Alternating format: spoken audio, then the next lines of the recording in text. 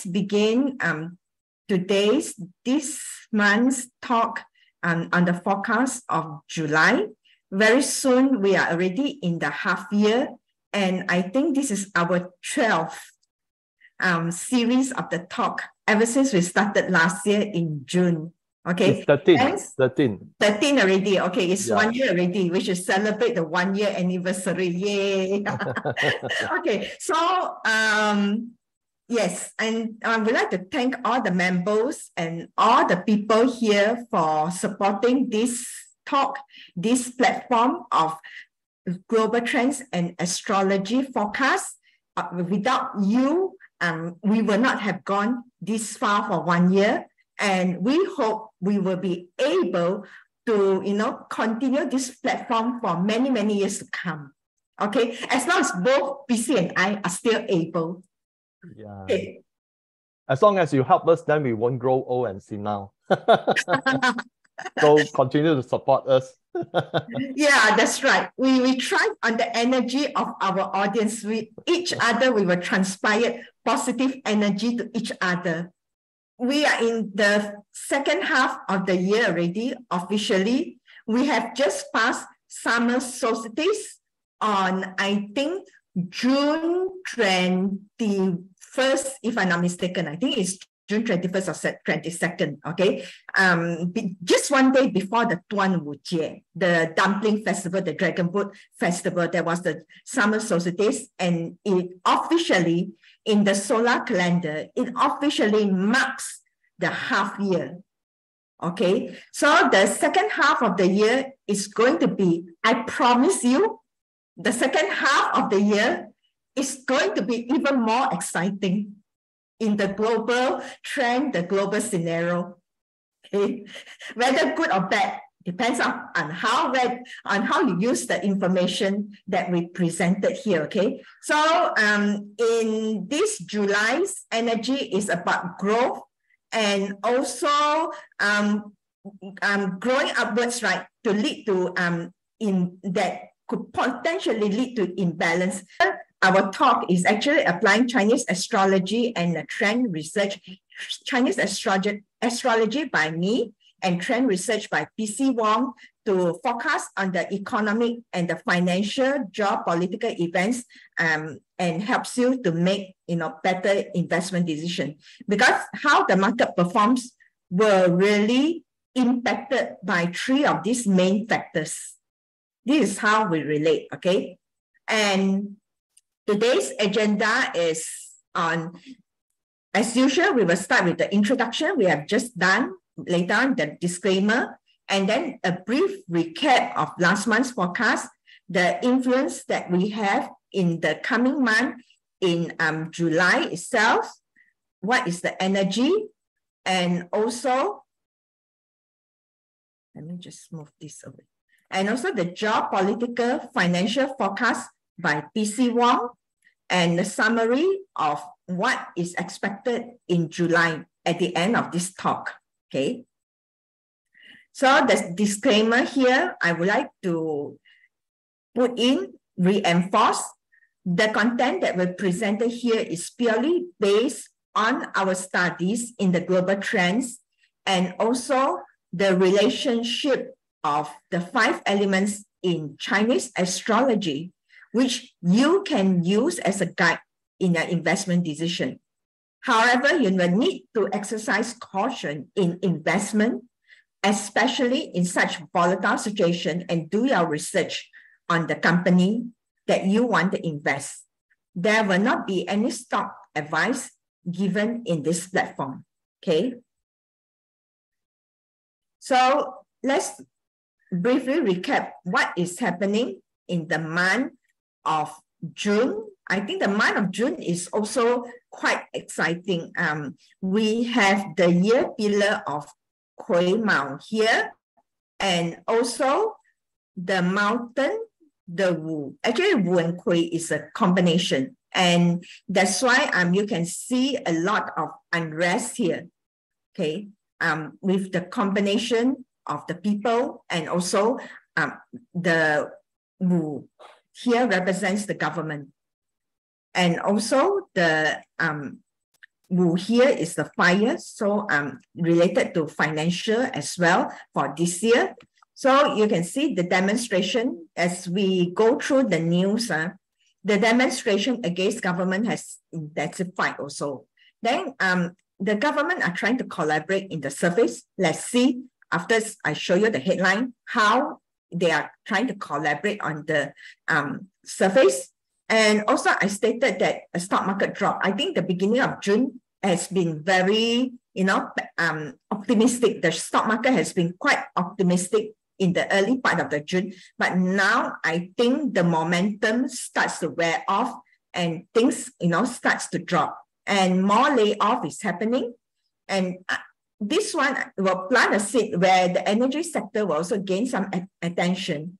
And in June, the lesson here in this cauldron means that there will be a transformation, okay? A transformation that's happening as well. I think the greatest transformation we see is the Pride Month, the woke culture and such now is transforming across major Western cities. They have this June, what they call the Pride Month.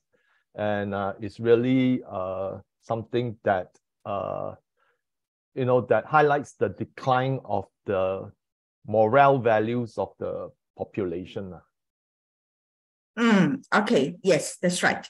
So the government trying to collaborate on the surface. We can see a lot of things happening. South Korea is trying to sort of, cooperate with Russia. And then the cooperation between Xi Jinping and also Bill Gates that visited China as well. Okay. And it seems that maybe the inflation has sort of cooled off to 4% compared to, I think at its highest, almost a double digit, if I'm not mistaken. Yeah, it's almost 9%. Yeah, it's almost 9% at one point of the time, beginning of the year, if I'm not mistaken. And then also property, we can see that home foreclosures is rising as expected of the, of the current inflation, of the current income that, a lot of people having problems in paying off the installment. Okay. And also a lot of unrest that is happening that, people are celebrating all these equality sort of things, LGBT movements, and then also people are killed, mass shooting in France that are stabbing critical, that people stabbing on the child victims. I'm sorry to hear that. And also same-sex marriage with the more and more awareness of the LGBT movement. This is actually one of the symptoms into the next 20 years. I think pretty soon it won't be LGBTQ, it will be QWERTY. Yes, it will be worse. Because they eventually will identify more alphabets than in the keyboard, for all their misgendering. Yeah, and also the hashtag #MeToo. When the hashtag #MeToo, I think first appeared in 2017, there was already the transition year into the period 9 already. The next 20 years already is a transition time already. And now it will not go away. It will become even more stronger because I think recently also Taiwan, has the hashtag #MeToo sort of experience from a Netflix drama on, Taiwan political parties and all these things. So you can see that this type of movement will only strengthen, okay? And it will definitely impact the geopolitical landscape in the future. And also AIs, we can see that AIs will continue to dominate now, okay, into the future, okay? So I think all these happenings and all the dollarization and what we have written in the book is actually truly now happened. We wrote the book about half a year or more than half a year ago, about 8 to 9 months ago. And we have predicted all these are already coming, at least to the 80%. So for those of you who are still interested to know what the year has unfolded to you,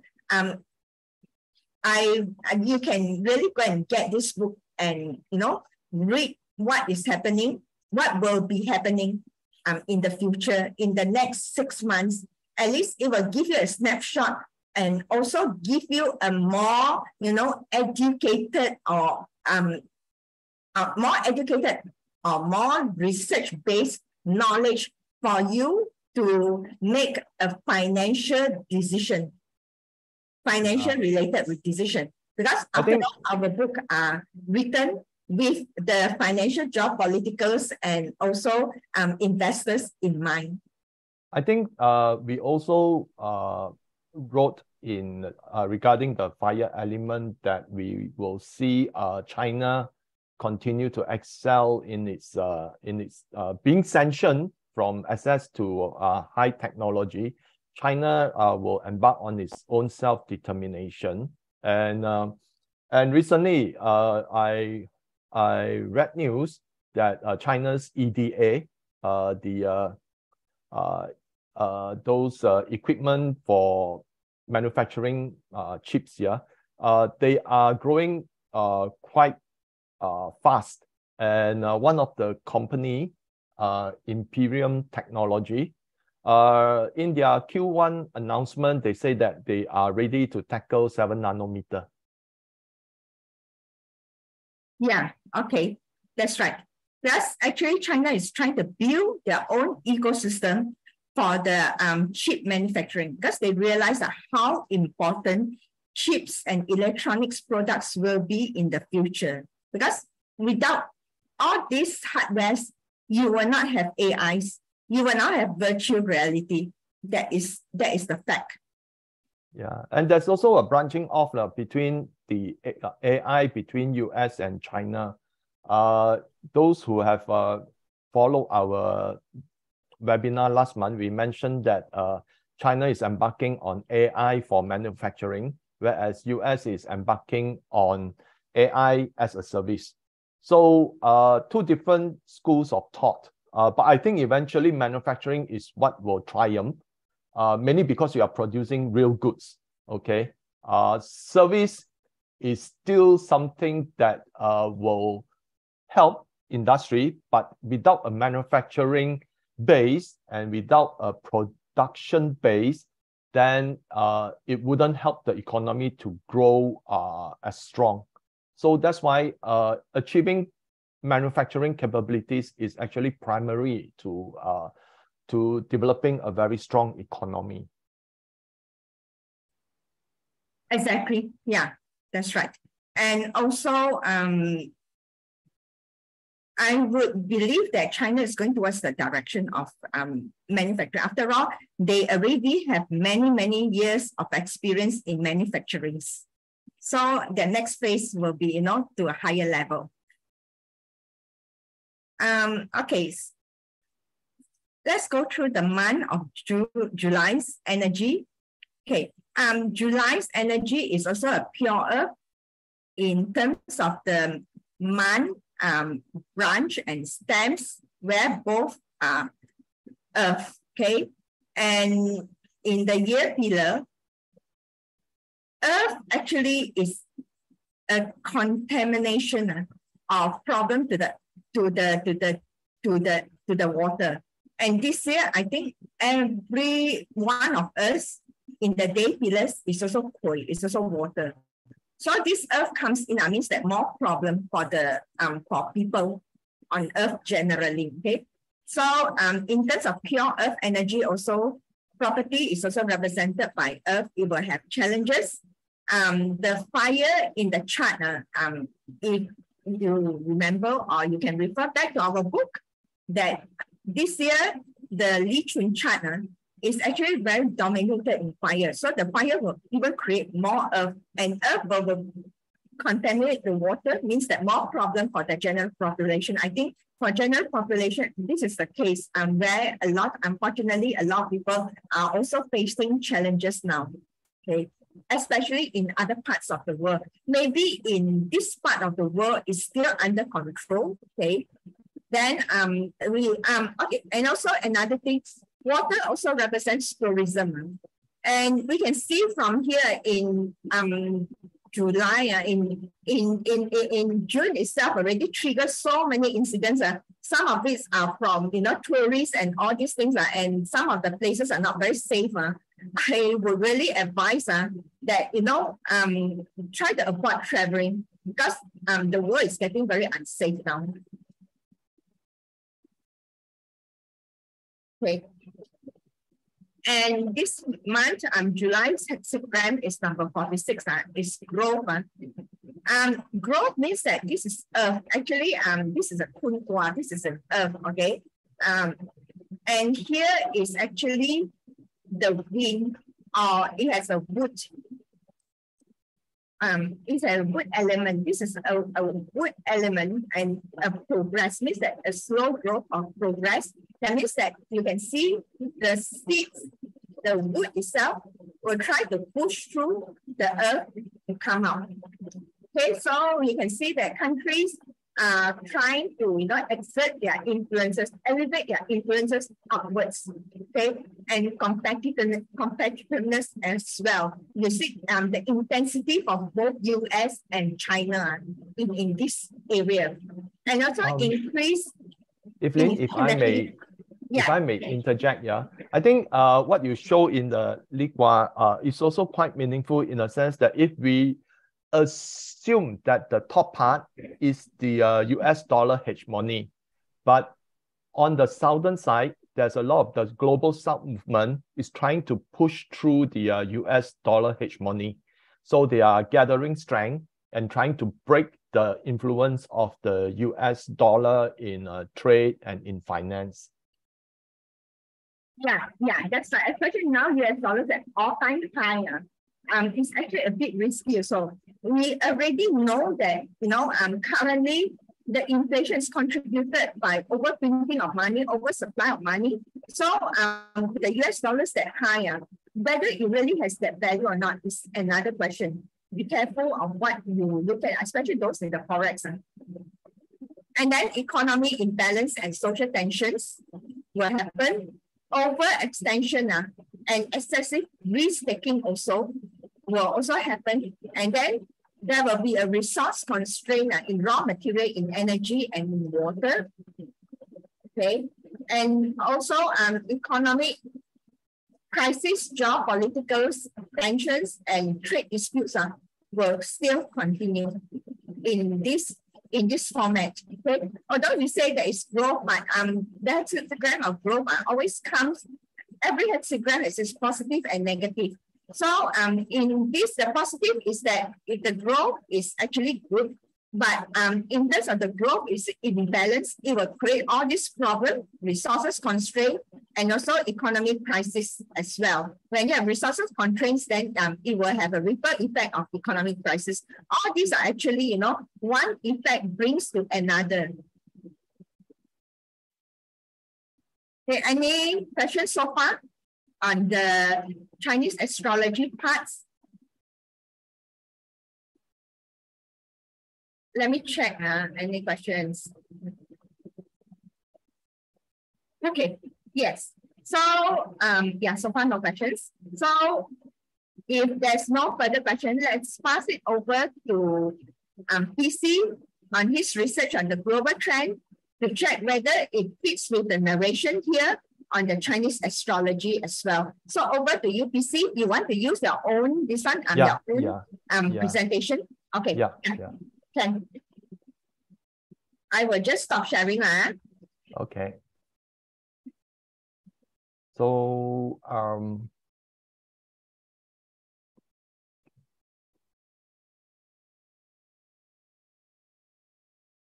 so let's talk a bit about June, what actually happened. So last month we mentioned that because of the debt ceiling, it will be beneficial for gold, because that means printing more US dollar.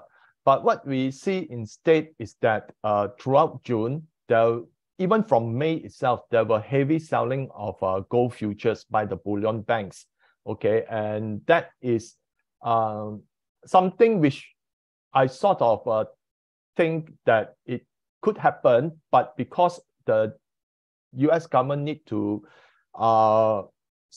secure about 1.4 trillion in funding over the next towards the end of the year. I anticipated that perhaps it would be very bullish for gold, but it did not happen. What happened was that the bullion banks sold even more gold futures to liquidate all the long positions. That is the only way the bullion banks know how to react to cut down their net short exposure. And as of last week, they are still sitting at a net loss position of 31.3 billion. So it was very, it has been difficult for the bullion banks to really exit, because normally under such circumstances, if we look back about 5 years ago, that kind of heavy selling could easily bring gold down by about $200 to $300. But despite all this excessive selling, it was well absorbed by the bullion bank, by the central banks. Okay, so still gold didn't fall too much, except that from about, it fell about $100 or so. So bullion banks still are aggressively shorting the market. And the US stock market remained buoyant despite the treasury market needing to fill its coffers. So the liquidity drain has yet to impact the stock market. And I think that probably we are going to see more liquidity being drained from the market in the coming months. So on the geopolitical front, although there were talks of sending F-16s to Ukraine, that has yet to materialize. So these three things which we forecast that could happen, but then the balance of the market action and so was to the opposite. But where we got right was that we mentioned that the risk of a US recession remains high, and the St. Louis Fed GDP nowcast puts the Q2 GDP at negative 0.46%. And this is, I can say that we can anticipate that Q2 GDP in the US is going to be very weak, because if we take into the year-on-year inflation, with the year-on-year increase in retail sales, the net impact is actually negative retail sales. Okay, so and retail is, consists about 70% of the US economy. So definitely, I think Q2 is going to be very weak. So we also warned that consumers' loan delinquencies would rise, and then Moody's warned on 21 June that the consumer credit card and auto loan delinquencies are set to rise further as job market slows. So the CRE market saw further weakness. On 17 June, it was reported that the top US financial regulators are stepping up scrutiny on how exposed banks are to the CRE market. So the KRE ETF, which is a regional banks ETF, has seen its price fall 11.2% since the news broke out.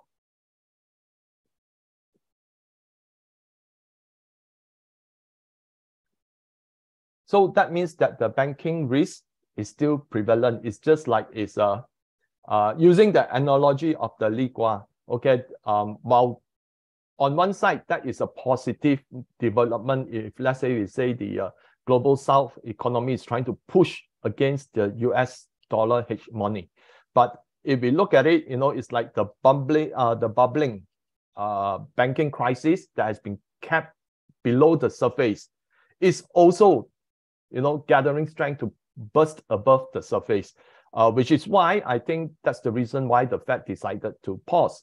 A lot of owners, especially those who invested for the purpose of renting their houses or their apartments via Airbnb, they are now facing lower rental returns, because Airbnb also have some very bad news circling around, and people are not, they are not preferring to have Airbnb. Some of them are moving back to the hotel, the normal hotel accommodation. So because of that, the rental revenue for a lot of apartment owners, fall. And right now, they need to pay higher mortgage costs. And on top of that, they are also facing inflation, which is a tax on their disposable income. So all these are coming into play. And that is why some owners will have to be forced to sell their properties, which also explain, the recent spate of foreclosures. So on the commercial real estate market, we see a lot of office buildings having vacancy, with San Francisco having the highest. I think it was more than 30%, and some other states they are facing around 20 to 30%. And for those kind of premises, if you have such a huge vacancies, the landlords are actually going to face a lot of financial difficulties. So there has been a spate of office buildings that are being sold at a discount of 30 to 40%. Those commercial real estate owners, they decide to sell it at a huge loss, rather than keep paying the loan. Because unlike the housing estate, where a lot of people lock in the low mortgage rate for 30 years, the CRE market actually, after the global financial crisis, a lot of them refinance their loans, for about 10 years at very low interest. But it's only very short period, because it cannot lock in for 30 period. They have a short period where most of them opted for about 10 years. So right now, that 10 years of low mortgage cost is expiring. So in the next few months, they have actually to renew that mortgage and pay at an interest rate that is very, very much higher. If we look at it during the period where the mortgage rate is around 2 to 3%, right now is 5%, it is easily almost paying double. And with falling with rising vacancies, you can see how that becomes a double whammy. So CRE market remains a major risk. So we mentioned that Europe's economy will see more pain ahead, and the EU is now in a recession. On China, we maintain that the CPI will remain low. China's CPI came in at 0.2% month-on-month, below the 0.3% expected. We highlighted that China's domestic tourism will ignite consumption. China retail sales rose 12.7% year-on-year. And this is in the month of May. In April, it rose about 18%. So if we look at China's overall year-on-year inflation, it is around 2 to 2.5%. Then you can see that China retail sales is actually net positive by close to 10 or slightly more than 10%. So in that case, China growth momentum will continue to, I wouldn't say strong, but will meet the official target. We also expected China's automotive sector to continue to flourish. And in the first 5 months of the year, China's commercial vehicle output rose 14.2% from the same period in 2022 to 1.63 million units, while the sales went up 13.7% to 1.62 million units. China foreign trade continued to grow as expected, rising 4.5% for the first 5 months of 2023, despite a slowdown in May, which hurt exports, suggesting that the global economy is also slowing down. So China is the number 1 trading nation of the world. And if, let's say, their export show a downturn in May, that means the entire global economy is also facing a slowdown. We projected that Chinese tech companies will fill the gap left by foreigners, and recently Imperium announced that it is ready to fully support 7 nanometer, while Huawei announced new EDA chip breakthrough. So this in particular were predicted in our book last year, that the sanctions will only drive Chinese resolve to break the sanction shield that the US has imposed on them. So I think the next development that we will see a lot of progress would be in quantum computing. So let's look at the US economic indicators. CPI came in at 0.1%. Inflation is actually down. I wouldn't say inflation is down. Inflation is slowing down. Yeah. So it's only up 0.1% month-on-month in May. Year-on-year, it grew 4%. So I still believe that the fall in the CPI is due to the release of oil stocks from the SPR, the Strategic Petroleum Reserve, which has continued to see draining by the Biden admin in order to cap the rise in the price of oil. So if we look at it in the CPI report, the greatest fall, double-digit fall of inflation actually came from the energy sector. But if you look at it, core CPI came in at 0.4% month-on-month, and year-on-year it grew 5.3%, showing that the core inflation remains very sticky. Now, the Fed wanted to push inflation down to, normally they use the core, to 2%. And at 5.3%, the Fed is still not being able to achieve it.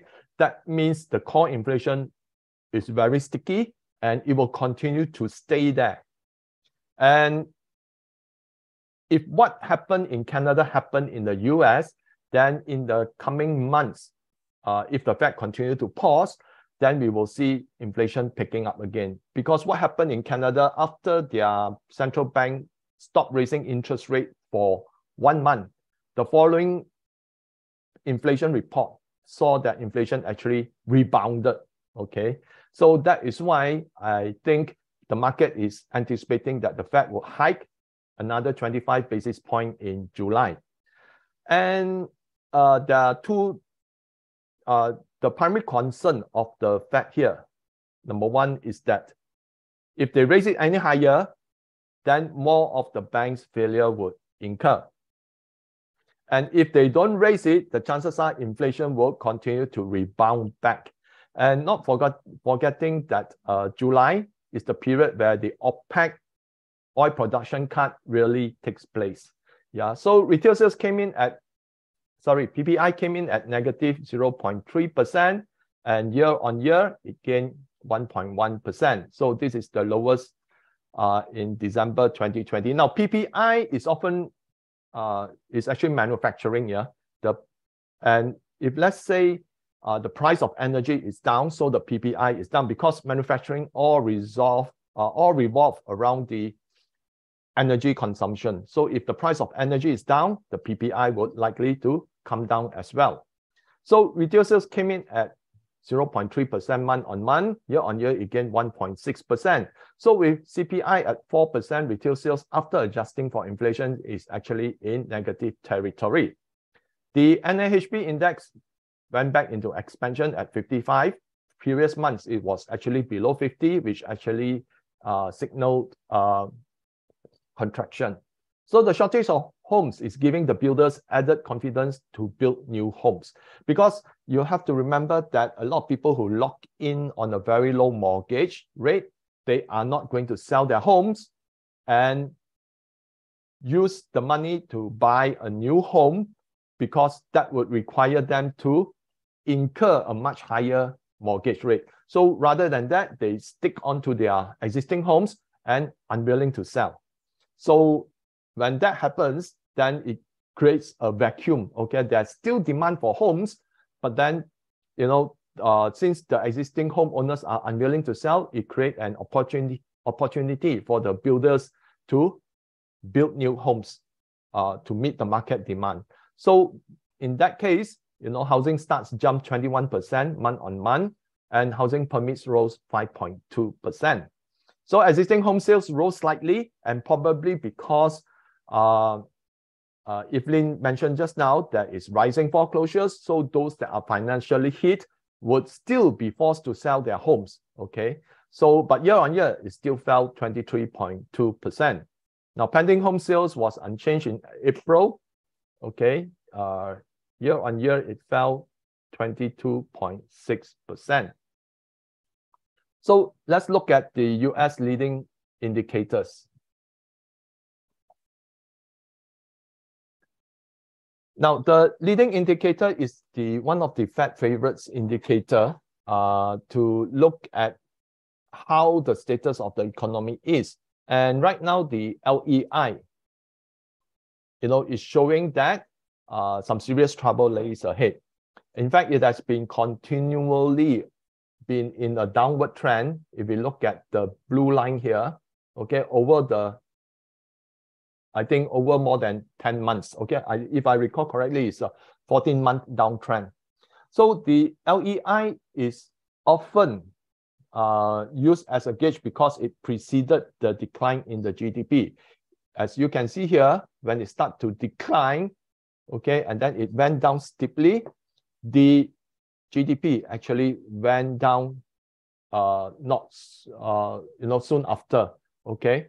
And as well in this case, it takes the lead first and then followed by the GDP. So likely we are going to see the GDP trending down as well.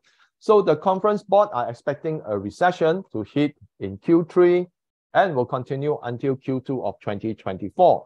Now, that is based on the presumption that if there is a recession, the Fed will come in and cut interest rate or even do QE, okay, to push the market up. And this was how the Fed has behaved over the last few recessions. Every time there's a recession signal, then they will print more money, cut interest rate. But right now, inflation, previously inflation wasn't so high, but right now inflation is still high, especially core inflation. So if let's say the next time the Fed does this, the amount of QE that is needed to change the course of the recession will be many times higher than previous QEs, okay? And interest rate cuts would need to be very, very much deeper.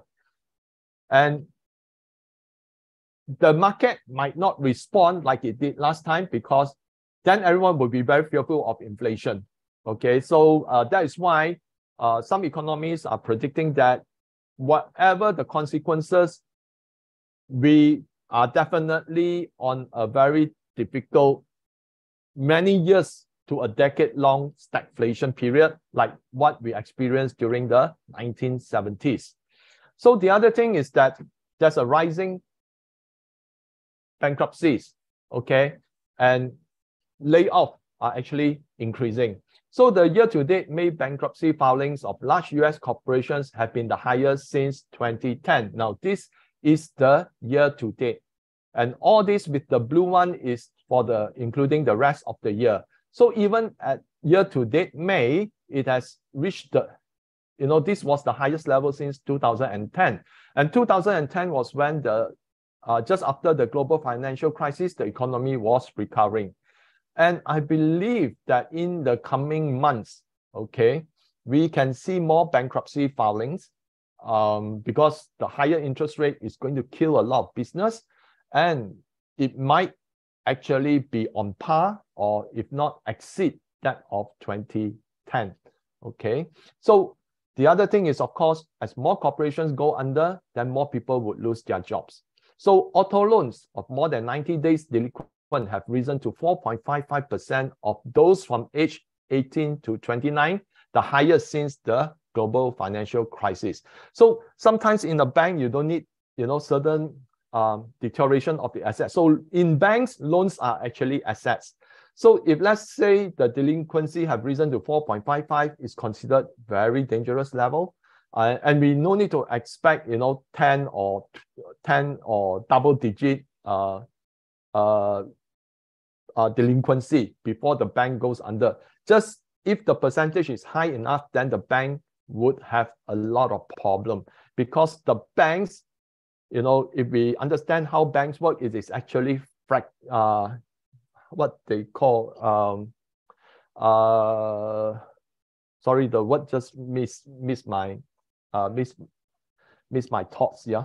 So it's called fracturing reserve banking, something like this. For example, deposits, you pay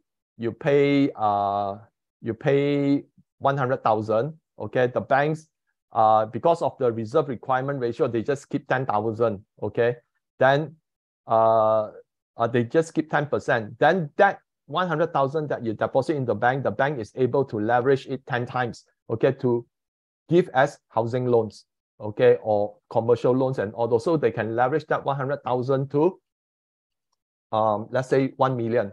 If the reserve requirement ratio is just 5%, then they can actually, okay, leverage it up to double that amount to 2 million. Okay, so that's why small minute changes in percentage in a bank risk, yeah, it means a lot. Okay, they can really go under. Yeah. So that is how the banks take deposits and make their loans. Okay, so you don't need double digit, high single digit, the bank can go under. So this is also a chart that's showing that once again, unemployment claims, okay, is trending up. This also in line with our upcoming book on 5 years into the future.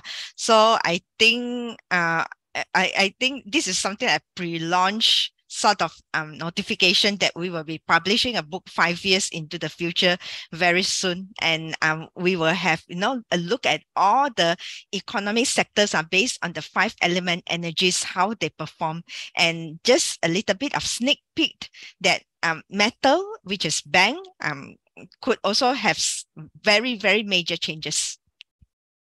Yeah, I think that is also in line with the anticipation that more of them are converting to CBDCs.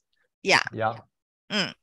So the other thing is that another risk is actually the household net worth, okay, which if we follow what the St. Louis Fed charts are showing, okay, again, when the housing net worth the household net worth starts to fall, then it also precedes inflation, recession. Okay, so right now it has fallen, and you can see that this was during the pandemic period, but right now it's falling deeper than that. So whatever the government pump in money to boost the household income or to give them free money, okay, it is not working and it's not sustainable. So what happened is that it is trending down. So because the household debt has reached the highest level as well, okay, and this is due to combination factor of high interest rate and mid rising inflation and negative real wages, because for the 26 months real wages have been negative after we deduct inflation.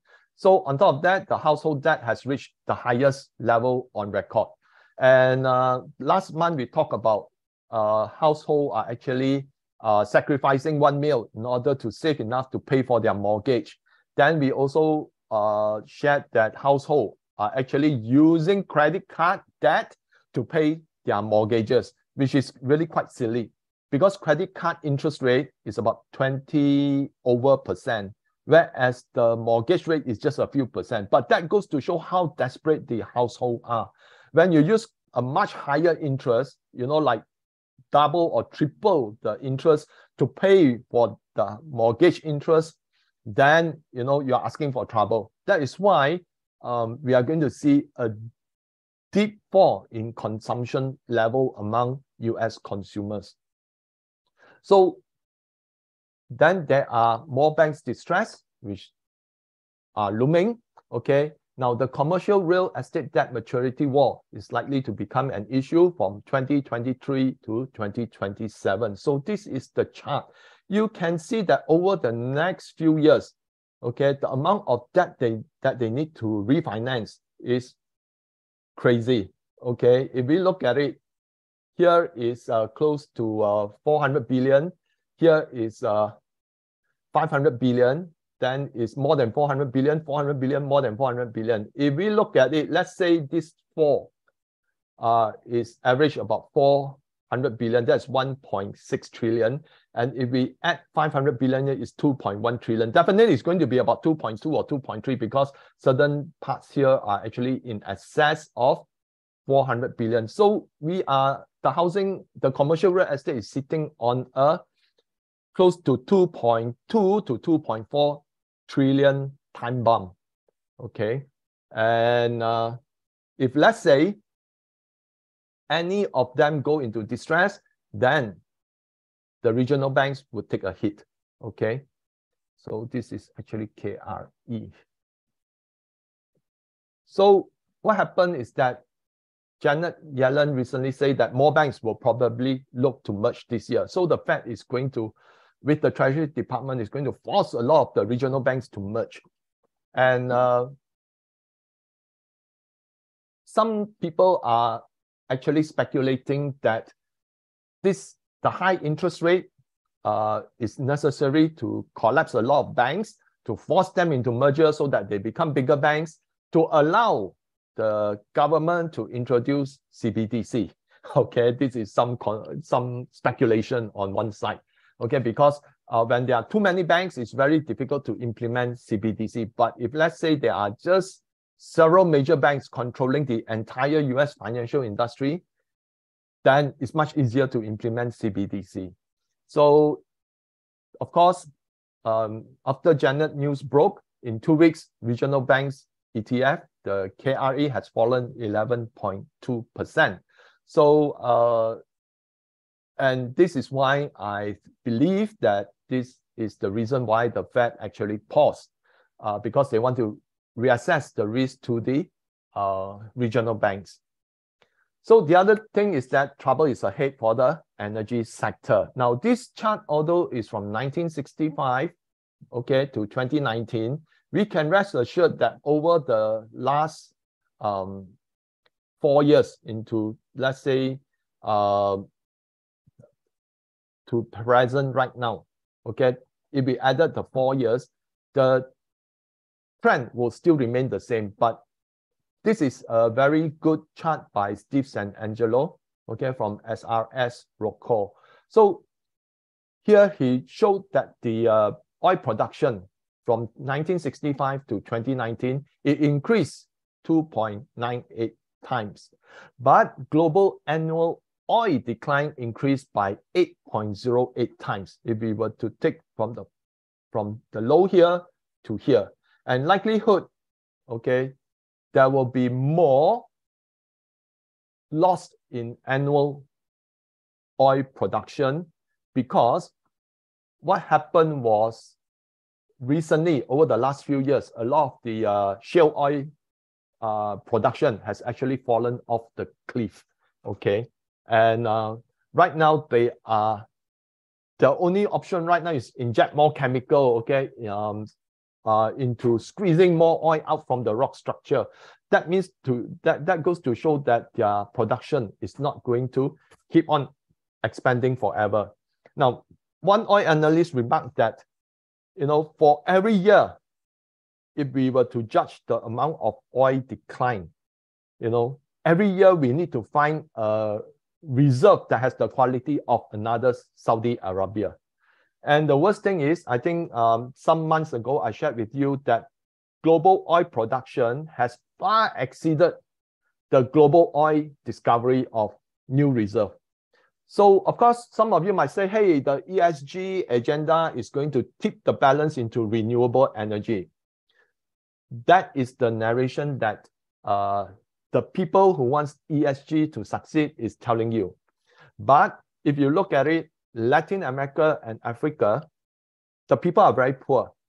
The countries cannot afford to build renewable energy like nuclear, like solar farms, wind farms, because those are very costly. To them, coal and fossil fuel is still like oil, it's still the cheapest alternative. And this population in Latin America and Africa are actually growing exponentially. So that means the demand for oil will still be there. Definitely. It's also projected in the future 20 years that there will still be a demand for oil because, as you said, the narration is only on one side. It focuses on one side of the population, which is, maybe in the West, the population is not growing as fast as those in other regions.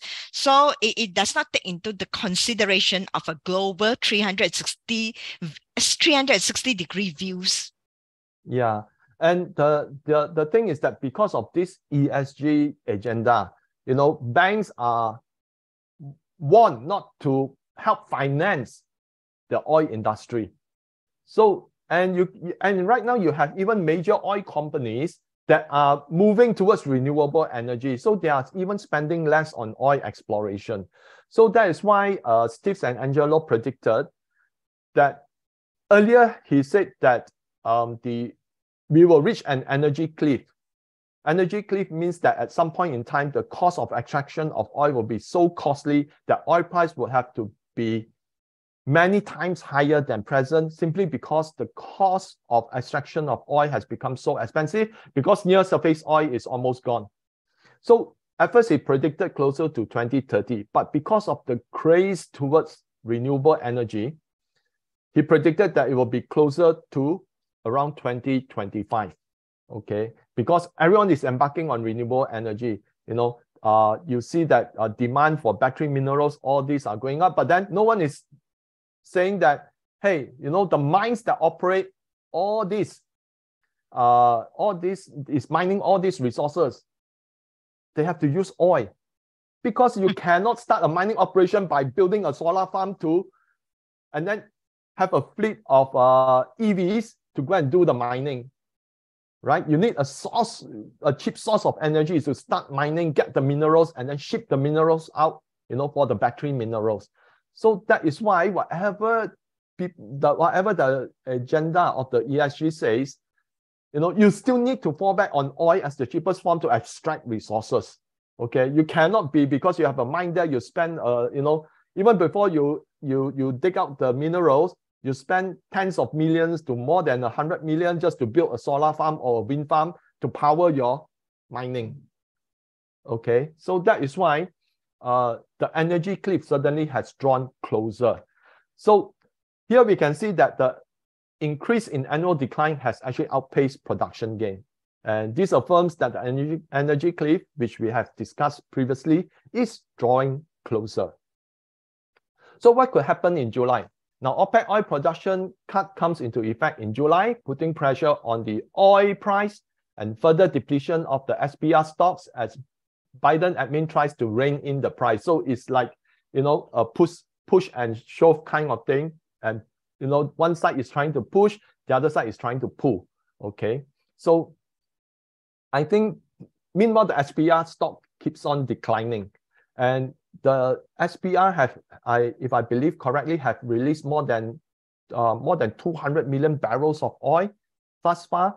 And if you imagine that if the Biden admin need to refill these 200 million barrels of oil, okay, it's like every day they will require 1 million more additional, just as OPEC, has declared they are going to cut. And I think there is going to be more pressure on the fossil fuel because of what is happening in Europe, which we will discuss afterwards. And I won't be surprised that Russia is going to punish the Western country by announcing that it will do another cut. So the intention of the whole scenario right now is that in order to avoid or in order to crush US dollar hegemony, they need to crush the US dollar.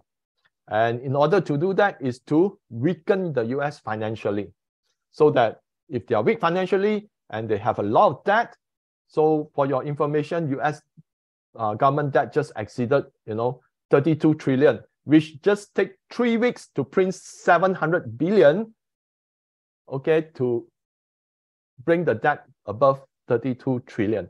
So if the US dollar is weakened, okay, there'll be high inflation, the US economy suffers, then they have to print more because they need to service the debt. In order to fight inflation, they also need to raise interest rate. But raising interest rate means that the US government need to pay an even higher interest. And the thing about the 700 billion that has been of US treasuries or US T-bills that are issued right now, they are very short term, which means that they are paying more than 5% interest for the debt. So if we look at it, this kind of refinancing at 5%, 32 trillion easily means about 1.6 trillion of debt payment interest.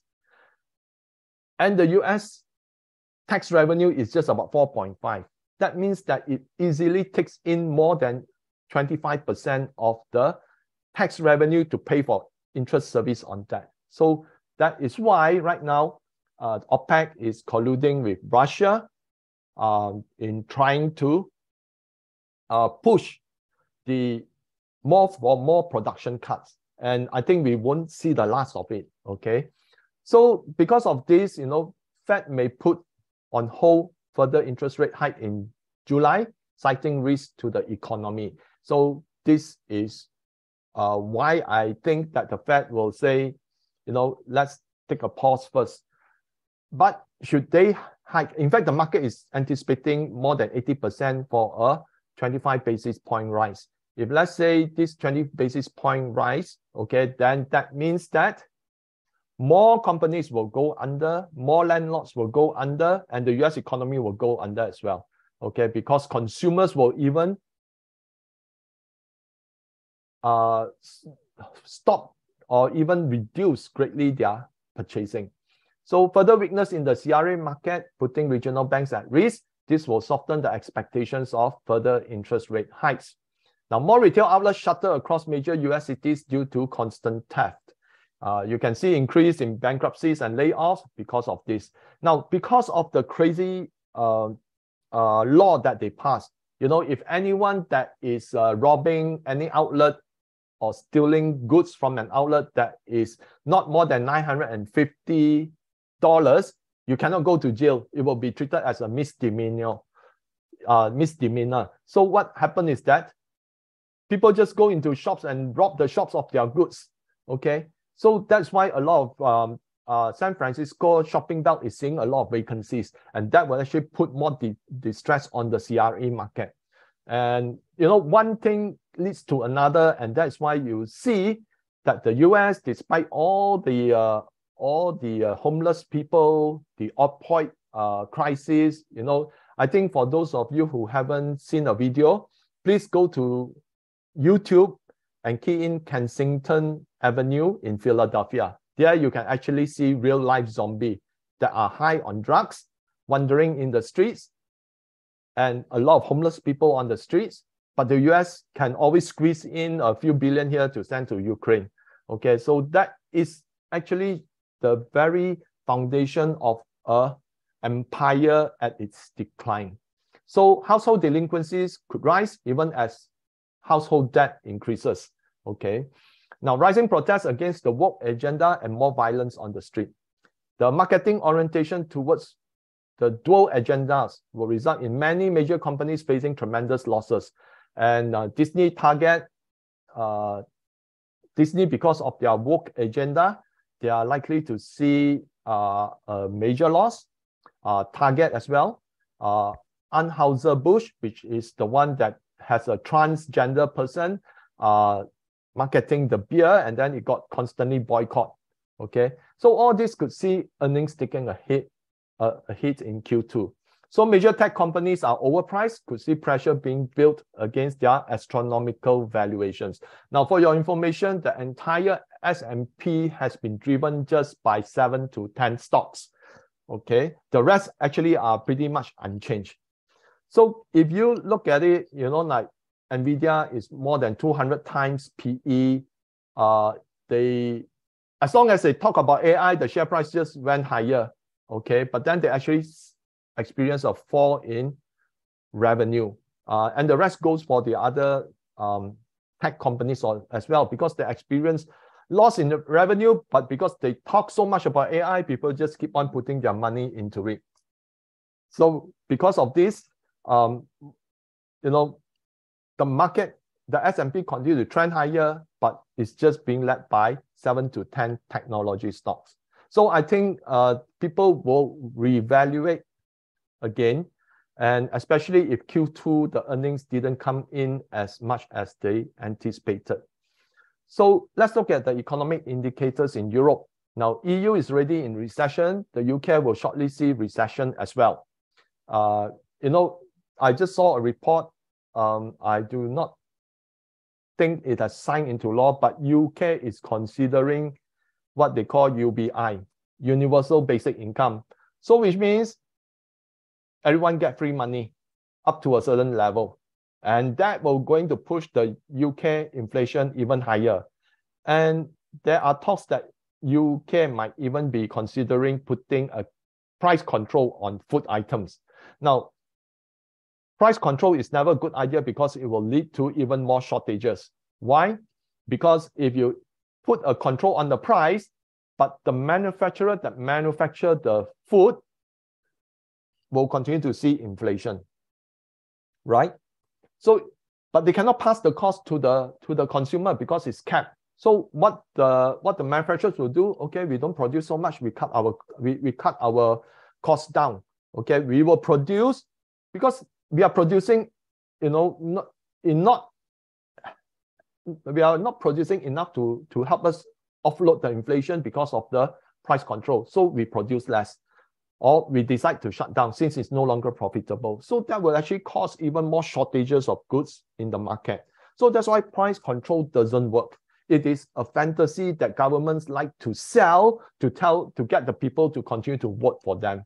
So if price control were to work, what happened then is that the government need to subsidize. So if the government continue to subsidize, what will happen? The debt will continue to escalate. So that is the reason why sometimes price control will be to the detriment of a country's economy over the long term, okay? So in Germany, the powerhouse of Europe's economy, and the UK continue to see rapid rise in bankruptcies. Now, Germany's bankruptcies have not risen to previous level, but if you look at it, starting ever since the Ukraine crisis, you can see how steeply it has risen. Okay, and the UK is even worse. Okay, UK has totally shot up, a much steeper slingshot. So Europe economies continue to suffer due to debt incurred to support Ukraine. Public debt to GDP, UK's public debt to GDP just surpassed 100%, and Germany looks vulnerable. Food prices will remain elevated due to the continent's misguided ESG agenda. US food inflation in May rose 15% year on year, while UK's food inflation rose 18.3%. Why I say misguided? They say that rearing cows are very bad for global warming. So Ireland decided to cull, I think, 200,000 cows, and Netherlands want to buy back 3,000 farms in order to reduce the amount of cows. Now, if you look at it, if the amount of cows that are reduced by the hundreds of thousands, what will happen? The price of dairy will go up. Dairy products will go up. Okay, the price of cattle meat will actually go up, and that would even create more food inflation. So that is why, I often stress that the ESG agenda, while being good, can be taken into a fanatic kind of fervor, can become very fanatical, okay, and becomes very misguided then, okay. It's like everything they see is something to hammer it down, okay. So that is why, food inflation will continue to go up, and this will be disastrous, okay, to the economy. As I mentioned, UK is considering implementing food price control. So, and according to the Financial Times, Russia could shut off one of the remaining arteries carrying Russian gas to Europe by the end of next year when Ukraine's supply contract with Gazprom expires. Now, this will force Europe to expeditiously explore viable alternatives and could help drive the demand for renewable energy and fossil fuel alike. Because, you cannot just rely on renewable energy like what Europe did in 2021 to 2022. They rely a lot on renewable energy. But what happened was that there was lesser rain, so hydro energy output reduced, and it was mostly cloudy in Europe, and winter was extended. So the solar power solar power output actually fell, and because of the chilly weather, there were a lot of frost damage to the wind blades. So that's why wind energy also fell. And because of that, they suddenly have a shortage of gas that made worse because of the Russian-Ukraine war. And that's why we see gas prices spiking very high.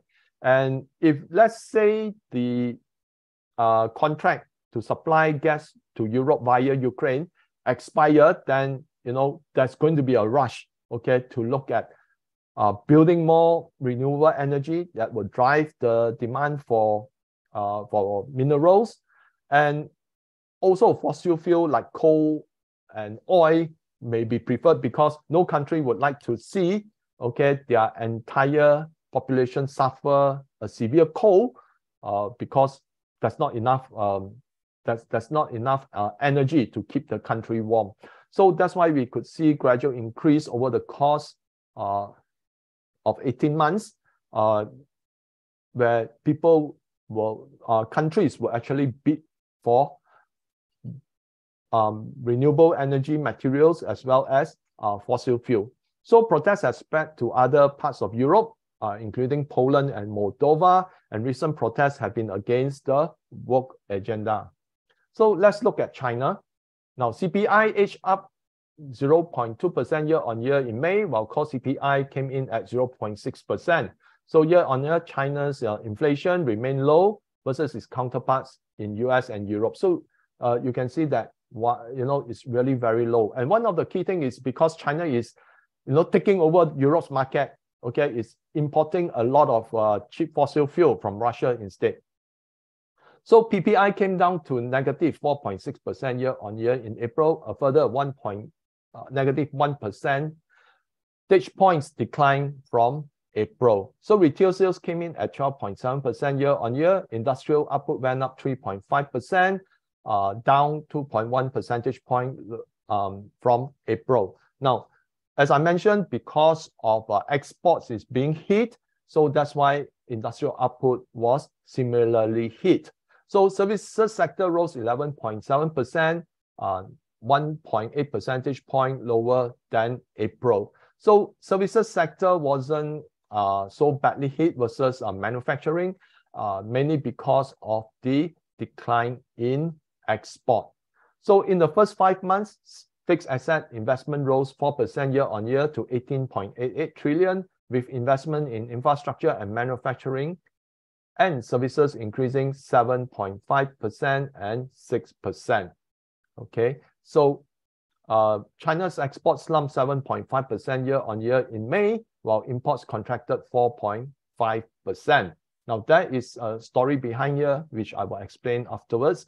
Now, China's surveyed urban unemployment rate stood at 5.2% in May, unchanged from April. So, other takeaways is that PBOC cut interest rate by 10 basis points from 2.75% to 2.65%. China's economic planner said that stronger policy measures will be rolled out to encourage foreign investment further amid the country's efforts to expand its opening up. And not only that, I think the PBOC cut in interest rate is also to spur some investment in property.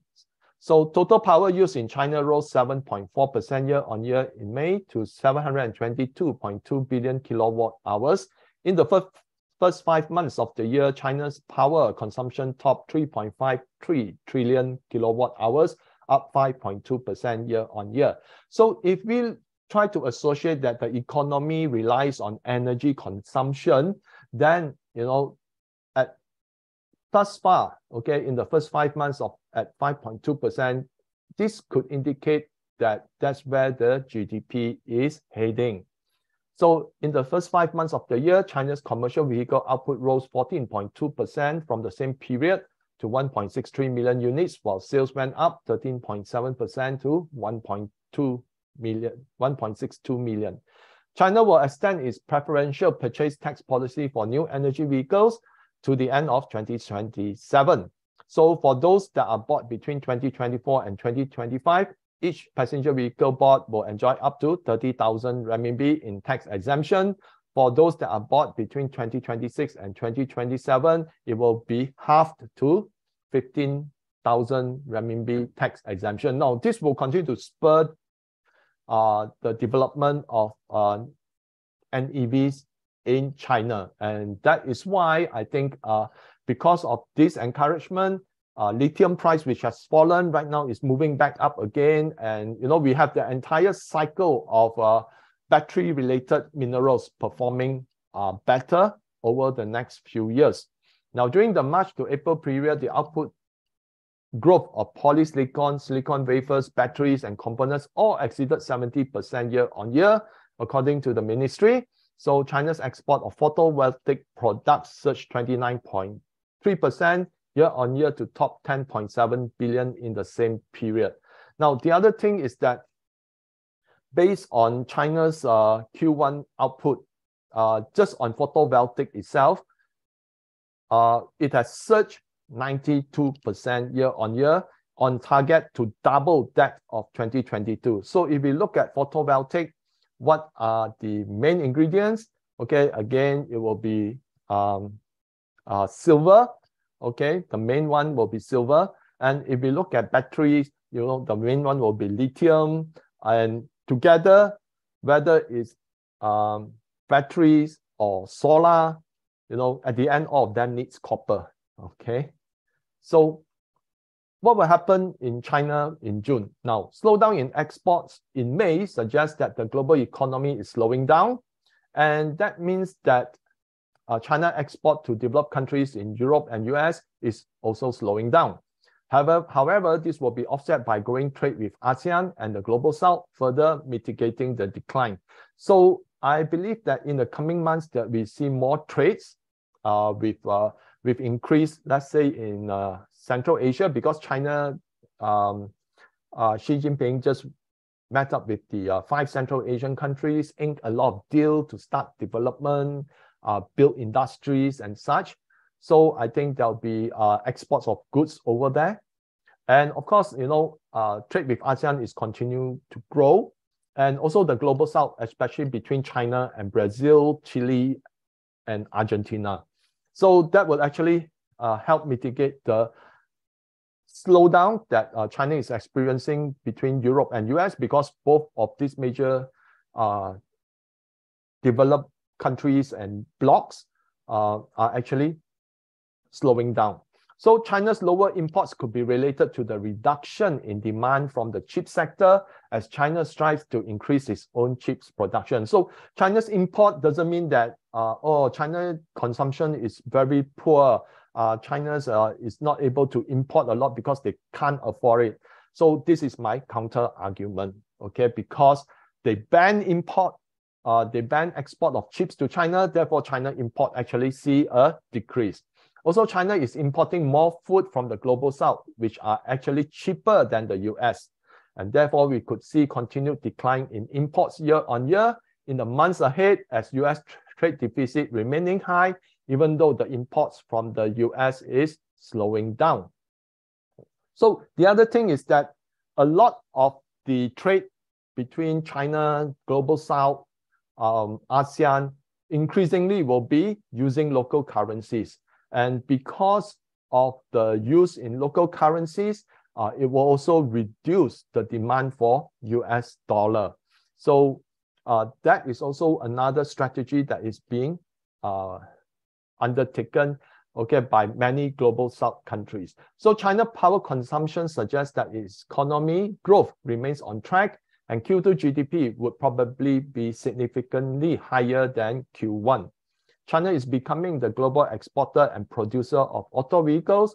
Could see many Chinese brands surpassing the established brands of Europe, US, and Japan, especially in the EV sector. So BYD is actually moving very strongly into Europe, okay, and I think they are going to introduce some models elsewhere as well. I think in the Middle East, something like that. Okay, and definitely BYD is now it's like opening the floodgates into ASEAN. And the other thing is that CATL is also heavily involved in a joint venture with Ford to build a battery plant to supply to Ford. And the thing is, you know, this is such an irony because of the brainwashing of the Americans by previous president in saying that China is an enemy of the US, you know, China steal US jobs and all those. When China decided to build a battery plant in, I think it was in Michigan, during the town hall meeting, the people say, I do not want any communist products in my state. You know, even though they are creating jobs, you know, so that is how brainwashed they are. And you know, this is going to be a constant challenge, okay, because of the demonizing of China in the US political scene, okay. It's not going to drive a lot of investment into US. So China's PV output is on track to double that of 2022, which will increase demand for silver massively. And silver continues to be drained from the COMEX, LBMA, and Shanghai Futures Exchange. So all this will lead to imbalances in the metal supply. Earlier, we talked about the imbalances in the oil sector. So let's look at the imbalances in the metal supply. So we could see the following: demand for lithium pushing up prices as large cap miners battle to secure the resource. Now, this is also made worse, okay, because of certain government policies, okay, especially in Mexico and in Chile. They have decided to say that lithium is a national asset and it should be managed by the national, by the government, okay. And Canada just declared that lithium is a national security asset. So that all this, you know, they are actually pushing their own agenda. And that is why it can lead to a lot of imbalances in supply. So silver and copper being integral to EV and PV, PV means photovoltaic manufacturing, will increase in demand amid imbalances in the supply due to poorer grades, changing government policies, and weakness in the supply chain. So for example, weakness in the supply chain, COMEX has yet to deliver 2.48 million ounces of silver in June, with July being the active month for delivery. So, you know, COMEX is now trying to find silver to be delivered, okay? And this 2.48 million ounces of silver supposed to be delivered almost 2 weeks ago, but I think they cannot find the physical, so that's why they are trying to short the precious metals massively in order to drive down the price so that they can buy the physical, okay? And of course, one good thing is that the Australian government just issued a policy governing the development of its resource industry. Now, this could hasten the development of Australia resource industry. And let's say if you're wondering if you are a global investor where you should put your money, okay, this policy will actually is already showing the light, okay, that Australia is going to hasten the development of its resource industry, but this is counteracted by global supply chain issues still facing a lot of suppliers because of nationalization of key mineral resources. For example, I said about Canada with regards to lithium, Mexico and Chile also with regards to lithium. So inadvertently, the granting of leases and development of the industrial chain will be driven by political preference. Now, even in the Australian policy of governing its resource industry, they also say we should not rely on a single major buyer, which means that they should not just rely on China. Okay, so that means that if they could export a lot to China to help bring the overall global supply chain into balance, they are not going to supply as much to China. They want to find new markets. But where can you find a new market that has the industrial size of China? So what happened is that if Australia wouldn't be able to meet China's quota, China would actually buy from elsewhere, okay? So the thing is that because of this preference, okay,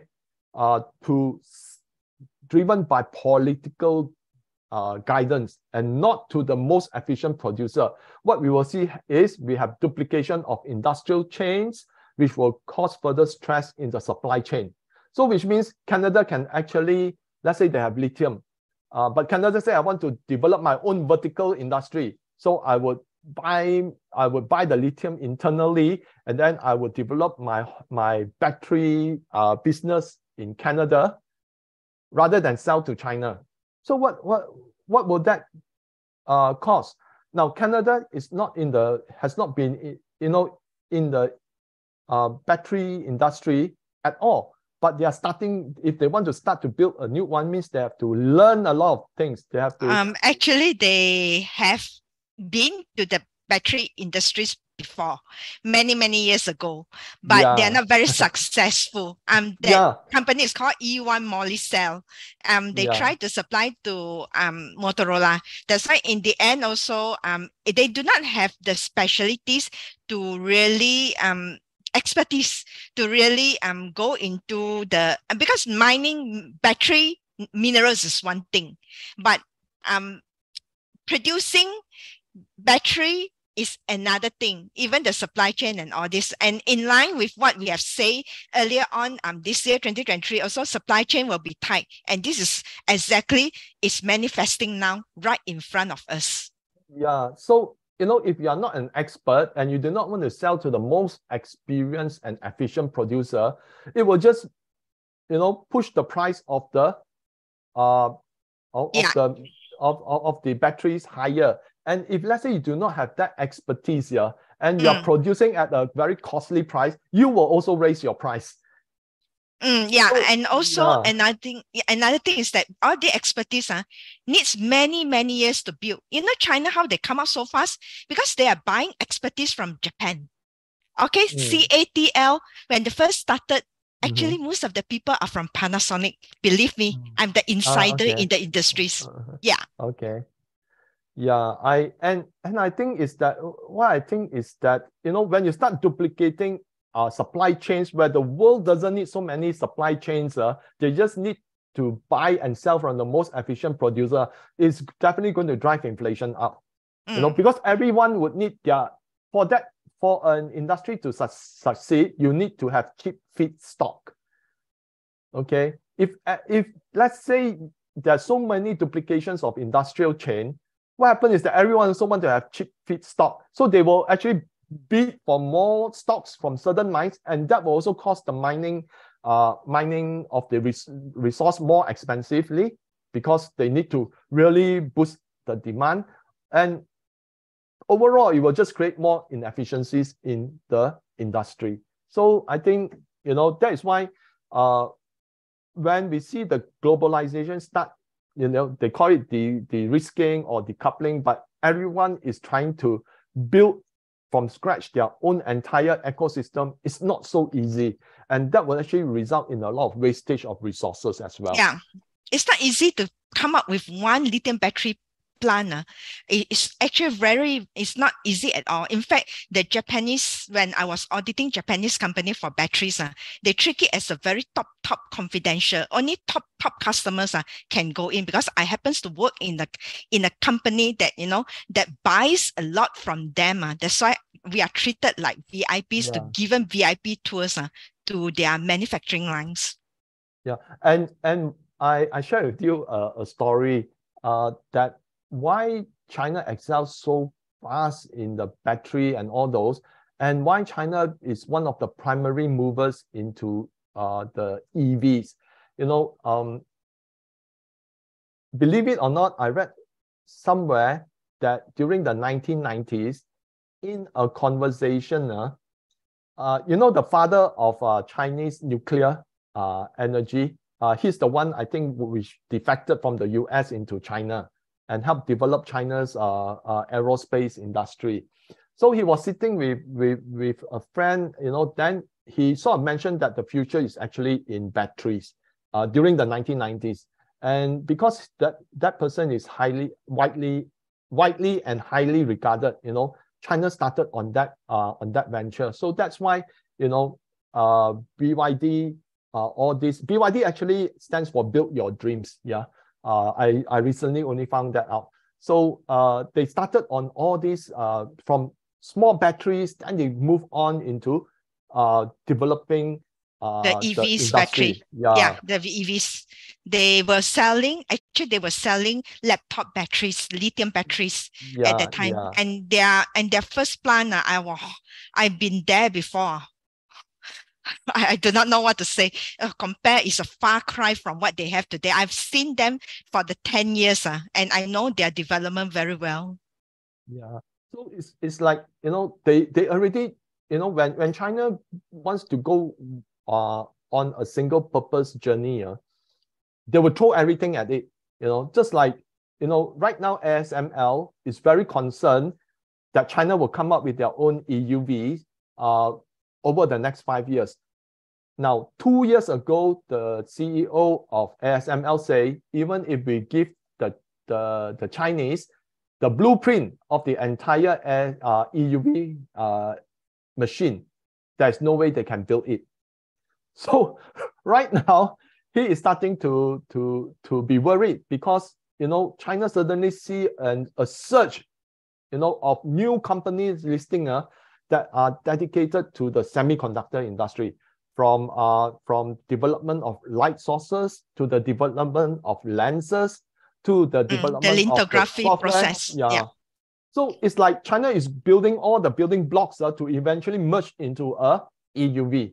Yeah, And they will also acquire. Yeah, they will also acquire experience, expertise from Japan, from Korea to help them. I've seen this before in LCD, in batteries. So they are duplicating the same models to the EUVs. The same thing one. Yeah, and I think if, let's say, Europe economy is in decline, I think they will pay the best salary to draw the talents from Europe also, into the industry. I'm not surprised. Yes, that's right. So, well, to continue, now let's look at lithium. Now, lithium actually fell to a low of 149,000 per ton on 25th April. But the moment that China emerges as the world #1 auto vehicle exporter, beating Japan, they are, the demand for lithium actually suddenly shot up. So I believe that because of the government policy, extending the tax exemption, then I think that the industry, will continue to flourish, and the demand for lithium would actually continue. One thing you must know that in solar farms, the solar farm do not just export to the national grid continually. At some times, what the solar plant does is that they will store the energy in lithium. In those huge batteries. Yes, they are stored there. Yeah, in wind farm is also the same. So that's why they have very wide applications there. Yeah, it's just not to EV and so on. So the more solar farms, there will be more batteries that are required for storage purposes. Yeah. So the other thing is copper. Now this shows that the 3 major exchanges, the COMEX, LME, and the Shanghai Futures Exchange, you can see that from a peak here, somewhere before mid of 2018, copper physical stock has been in a decline. So all 3 major exchanges saw dwindling supply of warehouse stocks due to poorer grades from major producers. So in fact, Chile, the major mining country where copper is concerned, they are also seeing poorer grades. So demand from EV and PE being the major source. The next cycle of demand will be the electrification of the infrastructure. So right now, with EU pushing the ESG agenda, there is a lot that they need to do in electrifying their infrastructure. But China is already overhauling its national grid. And China's national grid is in tens of thousands of kilometers, which is the world largest. And they are right now overhauling its entire grid with a smart and energy saving system. So that means another huge demand for copper as well. And some analysts are saying that copper will be so rare that it's going to be like the new gold. And I think our members actually received a notification from me, from Citibank, stating that they expect that the price of copper could rise as high as $7 per pound, which means likely double of the current price. And to just for you all to gauge, in some other research that I've done with Casey Lau's group here, for major producer, a 10-cent increase in price of copper could actually large producers here could actually result in additional cash flow of 44 million, believe it or not. Okay, just 10 cents. So if you imagine, if let's say copper were to double, okay, from right now, let's say it's $3.80. Let's say it goes all the way to, it increased another $3, okay? So $3 is like 30 times of 44 million. Now that means an increase, okay, of cash flow of more than $1 billion. Okay, and that is how big that is for the major producers. So that is why we have big companies like Barrick, a major gold and copper producer, right now searching for companies to take over, okay, with huge copper resources. Okay, so the other thing is silver. Now this is from the Shanghai Futures Exchange, and you can see that because of the demand from photovoltaic and EVs, you can see that the demand for silver, physical silver, have been so great that the physical stock, you know, is right now flatlining. So silver at the Shanghai Futures Exchange is now below 1,500 tons. Amount of silver at the COMEX is down 37.2% since the silver squeeze in 2021. Amount of silver in the LBMA is down 25.6% since the silver squeeze in 2021. But you know, you may say that, hey, you know, still a lot of percentage left, but most of the stocks at the COMEX and LBMA are held on behalf of silver ETFs. So which means, you know, it is those silver ETFs that buy physical stock and hold it in the LBMA and COMEX. But I think there's a lot of shenanigans behind the scenes whereby they borrow the stocks from the ETF, and they sell it into the market to force the price down, then they buy back the stock. Okay, so this is what's happening. So let's, our last topic will be on geopolitics. Now, there's a lot of unanswered questions on the recent alleged coup by Wagner PMC in Russia.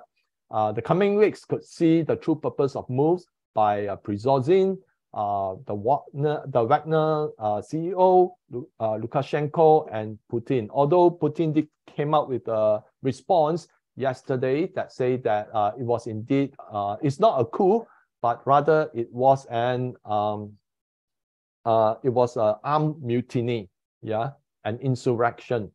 So Putin was saying that they do not attack the column of Wagner's soldiers like they could do if they want to, because they want to have lesser bloodshed and to come to a amicable solution.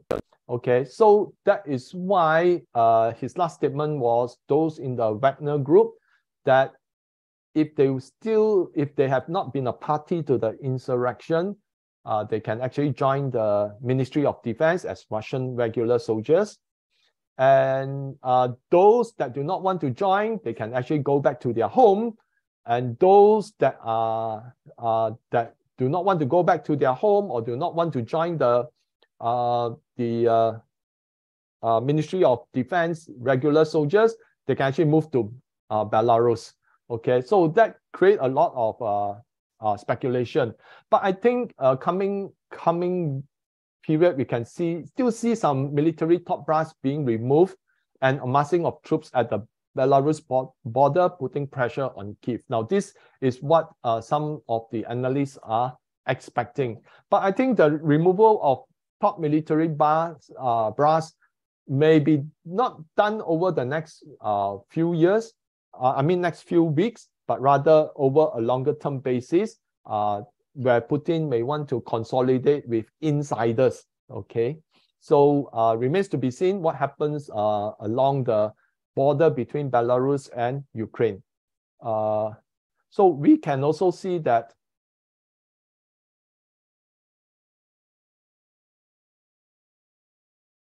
NATO getting increasingly agitated by the lack of progress by Ukraine's armed forces may see more doubling down of efforts to support the war, including utilizing East European nations' military personnel to support the war. Now, there's been a lot of talks about this, and Transnistria looks vulnerable. Transnistria is actually between Ukraine and Moldova, if I'm not wrong. So it is largely a majority are Russian-speaking people, and there is actually about 1,500 Russian army regulars in that area. So may seem Moldova and Ukraine trying to attack Transnistria because if I remember correctly, there is an arms storage facility in Transnistria. And if let's say that happens, then we can see a wider war being spread into between Moldova, Transnistria, and Ukraine, which will actually push Russia to want to connect the land bridge between the Donbas area and Transnistria, which means that will result in the taking of Odessa, resulting in Ukraine being completely landlocked. Okay. So the other thing is that Modi's trip to US. Now, of course, there are a lot of people saying that, hey, you know, Modi is leaning towards US and all those. So the bigger question is, does Modi's trip to US signify a deeper strategic shift in India? But I think that knowing India as it is, India has always been very vocal about its own strategic interests. They have not committed to leaning to anywhere, although they have said that Russia has always been a great friend and often remind themselves that Russia was the country that supported them during a military standoff between Pakistan against the US and Britain during the 1970s. But I think the key highlight would be what happened in August will be whether India's preparedness to go in step with the BRICS de-dollarization objective or to step away from it, because that's when they will deliberate and announce their plans for the BRICS reserve currency. So if, let's say, India is doesn't support that move, then it means that India is prepared to align with the US. If let's say India is a keen participant, which I think it will, based on that India is also de-dollarizing its transactions, okay, with other countries, then I think India would just want to have US investing in India, and then also help to improve India's strategic well-being with regards to China. So the other thing is that about Blinken's trip to China, I think it is just a PR effort without any substantive changes in US policy towards China, okay? And right now, the US is hosting the DPP 2024 president candidate, you know, sharing with him how the US and Taiwan could integrate in a lot of policies regarding Taiwan. So that's why, you know, whatever the US says, you know, it always wind up and do the opposite. So there's nothing really to talk about the Blinken's trip to China. It's just for the sake of, you know, trying to forestall, okay, more aggressive Chinese move, okay, against the US. And the other thing is that I still believe that gold would be a major money that will be played across the geopolitical chessboard. And if we look at it, okay, these are all the countries which have been the biggest gold buyers over the last 12 years. And many of the countries have either expressed interest to join BRICS or already are BRICS members themselves. So Russia and China lead the pack in the amount of gold purchased. So you can see that Brazil is inside, India is inside, okay?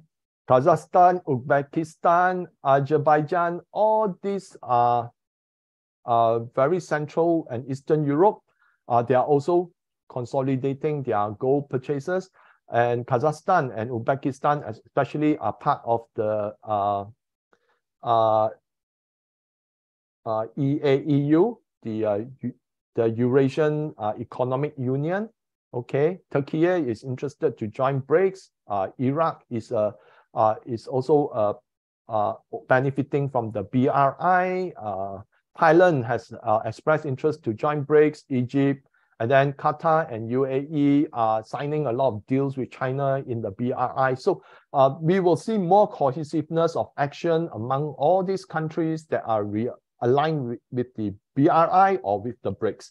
So, and increasingly, all signs seems to point towards goal. And I think in August, we will have a better picture.